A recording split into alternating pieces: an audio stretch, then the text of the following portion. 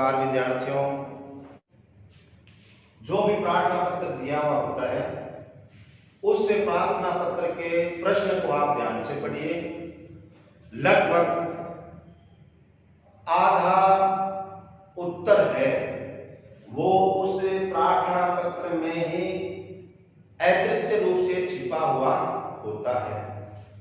उस प्रार्थना पत्र के शब्दों को काम में लेते हुए जो प्रश्न का प्रार्थना पत्र है उसे हम हल करेंगे। विद्यार्थियों, ये जो आपका मान लीजिए उत्तर पुस्तिका का प्रश्न है और इधर आपका बायां भाग है। बाएं भाग से आप पहली पंक्ति से ही काम शुरू करेंगे।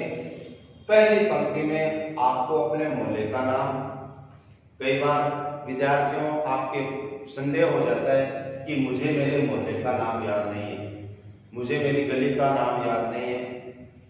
प्रत्येक गली मोहल्ला के वार्ड संख्या निश्चित है और वार्ड संख्या निश्चित है, उसको हमें स्मरण रखना चाहिए। यदि आपको मोहल्ले का नाम ध्यान में नहीं है, आप पहली पंक्ति में वार्ड संख्या लिख दीजिए। पहली पंक्ति का उपयोग मोहल्ले का नाम या वार्ड संख्या लिखने के लिए प्रयुक्त होता है।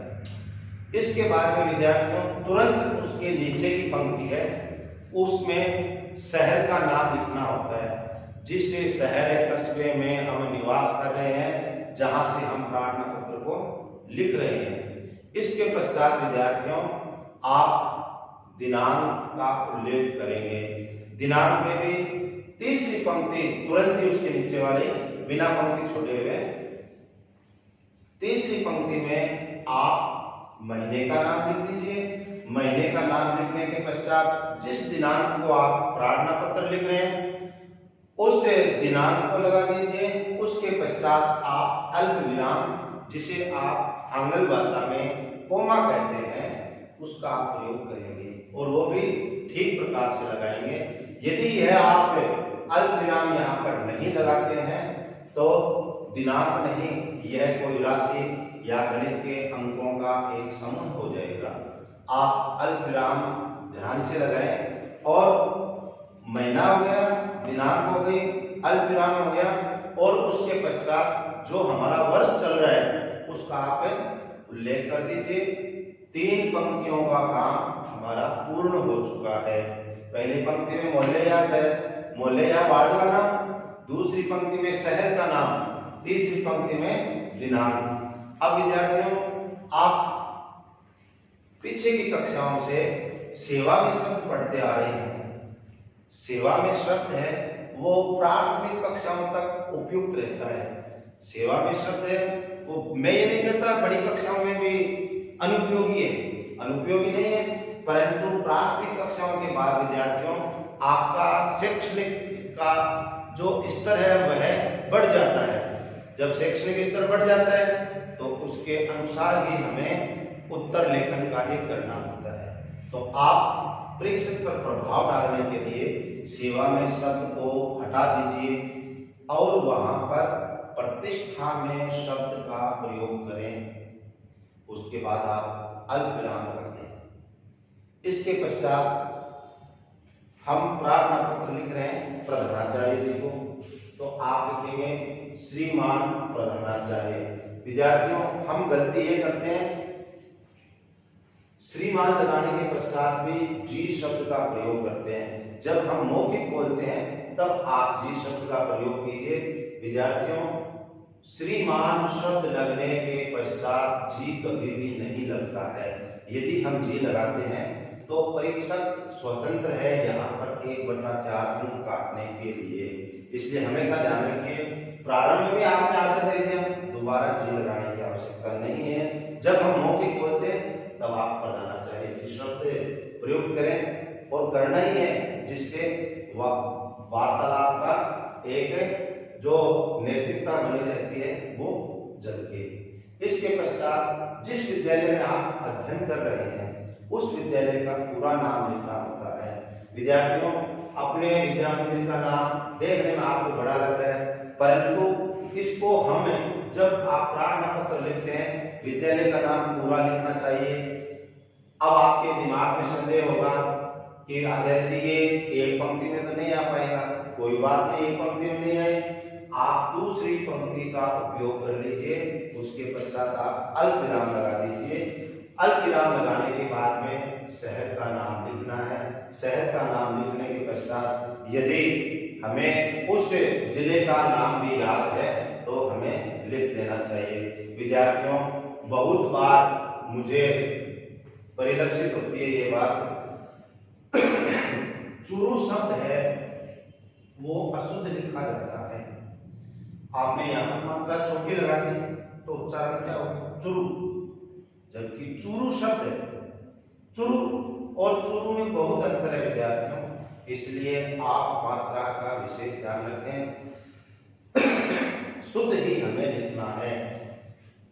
हमें शुद्ध लिखना समझ में भी आया हुआ है, ध्यान में भी है, परंतु लेखन में थोड़ा सा लचीलापन, लापरवाही का अंश यदि प्रभावित हमारे लेखन कार्य को करता है तो हम समझदार होते हुए भी अशुद्धि का शिकार हो जाते हैं। इसलिए विद्यार्थियों हमेशा समझ लीजिए, चूरू शब्द लिखना है, च में ऊ की मात्रा बड़ी आएगी, रे में भी ऊ की मात्रा बड़ी आएगी, तभी आपका जिला चूरू है वो शुद्ध लिखा जाएगा। इतनी बात होने के पश्चात अपनी कुल 6 पंक्तियों का काम हुआ। हमने बाएं भाग से शुरू किया था, बाएं भाग में ही एकदम पंक्तियों से सटे हुए चल रहे हैं और प्रार्थना पत्र का समापन है वह भी हमारे बाएं भाग की तरफ से ही होगा। विद्यार्थियों, प्रत्येक प्रश्न में उत्तर छिपा हुआ होता है तो विषय भी लिखना होता है। विषय का अर्थ यहाँ पर हिंदी नहीं लिखना है, विषय आप किस के लिए प्रार्थना पत्र लिख रहे हैं इसका उल्लेख करना होता है। तो हम आवश्यक कार्य का प्रार्थना पत्र लिख रहे हैं और आवश्यक कार्य है तो हमें अवकाश चाहिए, तो आप लिखेंगे विषय में अवकाश के लिए। कई बार विद्यार्थियों आगे अपनी तरफ से जोड़ देते हैं प्रार्थना पत्र।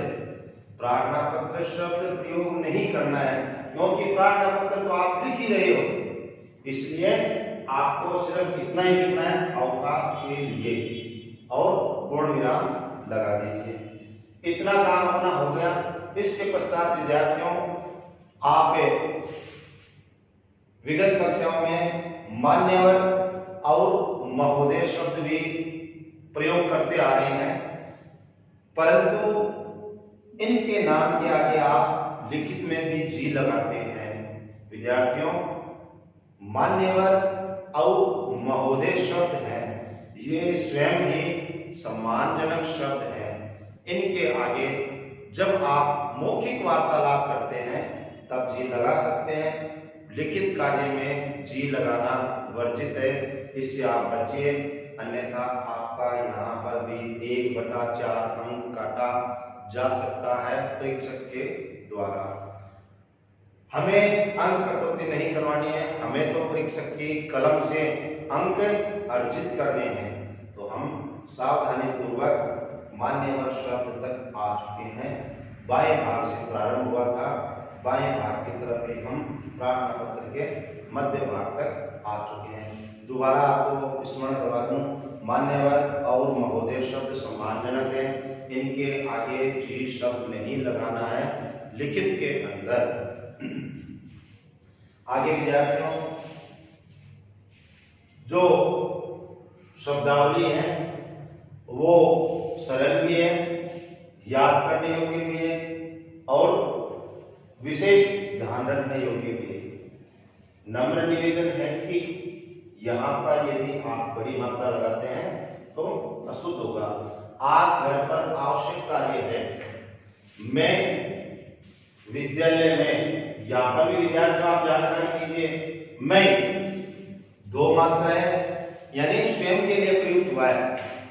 मैं यानी स्वयं, विद्यालय में 1 मात्रा है तो अंदर का भाव, किसी संस्थान में किसी स्थान पर आप अंदर हैं उसका भाव प्रकट करता है। तो ये दोनों मात्राओं का भी आप ध्यान रखेंगे, मैं और मैं। यदि इनमें लापरवाही बरतते अंक कटौती की पूरी संभावना है। विद्यालय में उपस्थित होने में असमर्थ हूं, इस शब्दावली का आप प्रयोग कीजिए।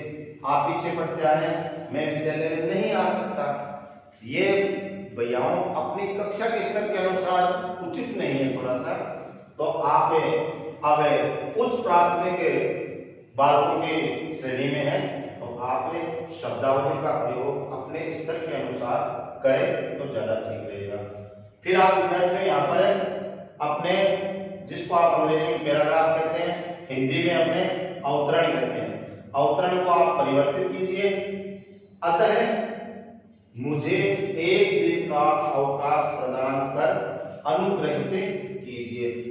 आप विगत कक्षा में क्या पढ़ते आ रहे?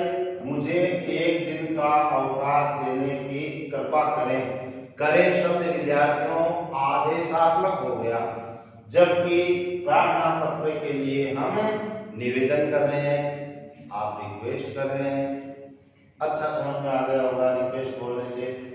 तो विनम्रता के शब्दों में हमें प्रार्थना पत्र को लिखेंगे, करें नहीं लिखेंगे, कीजिए। विनम्रता का भाव होना चाहिए। इसके बाद में विद्यार्थियों बिना पंक्ति छोड़े हम लिखेंगे सधन्यवाद। सधन्यवाद के बाद में आप विस्मयावधि चिन्ह अवश्य लगाएं, अन्यथा यहाँ पर यदि आपने ये इसके नीचे अनुस्वार नहीं लगाया है, मैंने छिपा लिया अनुस्वार को, अनुस्वार नहीं लगाएंगे तो ये पूर्ण विराम हो जाएगा। और विद्यार्थियों पूर्ण विराम है किसी वाक्य को पूर्ण होने के बाद में लगाया जाता है, जबकि सधन्यवाद तो शब्द है, किसी भी शब्द के अंत में विराम चिन्ह का प्रयोग नहीं होता है। तो आप इस विस्मयावधि चिन्ह के लिए यह अनुस्वार अवश्य लगाएं। इसके पश्चात आप नीचे लिखेंगे आपका आज्ञाकारी शिष्य। यदि विद्यार्थियों प्रश्न में कोई स्त्रीलिंग नाम आया है तो आप यहाँ पर परिवर्तन कर देंगे, आपकी आज्ञाकारिणी शिष्या। री की मात्रा छोटी आ जाएगी, नी की मात्रा बड़ी आ जाएगी और शिष्य की जगह शिष्य हो जाएगा। इसके बाद में आप नाम शब्द लिखने के पश्चात में विद्यार्थियों आप बराबर का निशान है वो अच्छा लगाएंगे, लिखने में सुंदर लगे। फिर कक्षा नीचे लिखेंगे, नाम के नीचे कक्षा लिखेंगे। प्रयास ये रहे नाम का जो बराबर का चिन्ह लगाया है आपने, जिसको हम तुल्यता सूचक चिन्ह कहते हैं विराम चिन्हों की भाषा में, उस तुल्यता सूचक चिन्ह अर्थात बराबर का निशान दोनों एक सीध में हो। यदि परीक्षक स्केल से भी देखे तो हमें सीधे दिखाई दे, ऐसा आप उल्लेख करेंगे। प्रार्थना पत्र हम भेज रहे हैं घर से, तो घर वालों के हस्ताक्षर होने पर ही विद्यालय में भेजा हुआ प्रार्थना पत्र मान्य होता है। तो आप लिखेंगे हस्ताक्षर अभिभावक। इसमें आपके माता पिता या अभिभावक है वो हस्ताक्षर करके दिनांक लगाएंगे और संबंधित कक्षाचार्य जी उसको स्वीकृत करेंगे। इस प्रकार से विद्यार्थियों ये आपका आवश्यक कार्य का प्रार्थना पत्र हुआ। आज के इस प्रार्थना पत्र को समझने के पश्चात विद्यार्थियों आपका जो गृह कार्य है उसके अंतर्गत आपको बीमारी का प्रार्थना पत्र लिखना है। मैं आशा करता हूं आपको प्रार्थना पत्र को लिखने का जो नया तरीका है वो समझ में आया है। और बीमारी का प्रार्थना पत्र है उसमें आप 2 दिन के अवकाश का लिखेंगे और विद्यालय के ग्रुप में उसको प्रेषित करेंगे। यह आपका गृह कार्य विद्यार्थियों आज के इस प्रार्थना पत्र के अपने ऑनलाइन वीडियो के पश्चात इसको आप लिख के भेजिए। फिर अगला जो अपना हिंदी विषय का सेक्शन होगा उसमें आपको पत्र के बारे में समझाया जाएगा। वंदे मातरम।